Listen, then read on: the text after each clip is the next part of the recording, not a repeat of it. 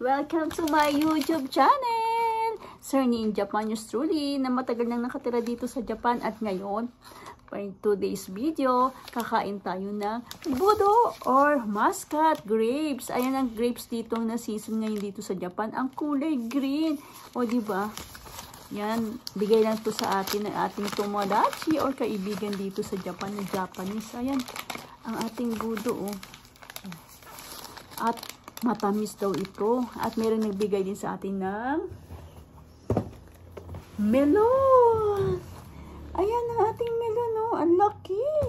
Alam nyo ba, iba ang price ng melon dito. Ang mahal.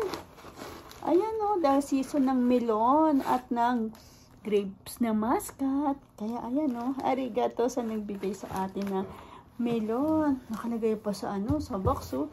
Ayan, siguro mas mahalin to at yayamanin at mamahalin na melon.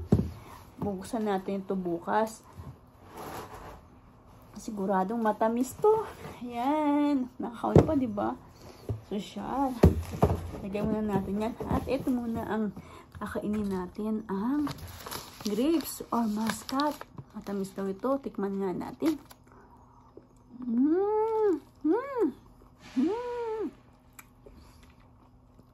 Tamis nga. Ayan. Hindi ko nahugasan. Pero, fresh na fresh pa rin to. Ang tamis. Ayan, oh.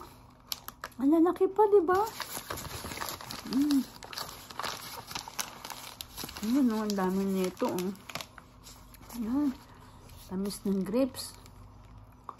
Or muscat. Ito ang season ngayon dito sa Japan. Mas masarap pa yata ito kaysa sa yung red or violet.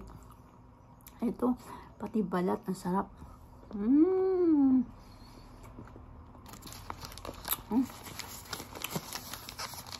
Sarap ng budo, grapes sa Japan. Pagdating ko nga yung trabaho, ito kagad ang bumungad sa atin. Binigay ng isang Japanese. Ngayon, nakain ko pa rin. Ang sarap kasi. Ang budo or muscat, ang season dito sa Japan. Tuwing autumn season. Tatapos lang kasi ng summer. Kaya itaglamig na naman ng Japan. Nakabukas ng aircon. Kaya, season ngayon ng muscat. Kain tayo! Ayan.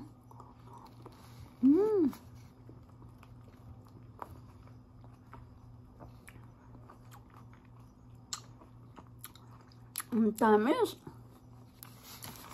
Thank you for watching. Please like and subscribe my YouTube channel. Kain muna tayo. Arigatou gozaimashita. Itadakimasu.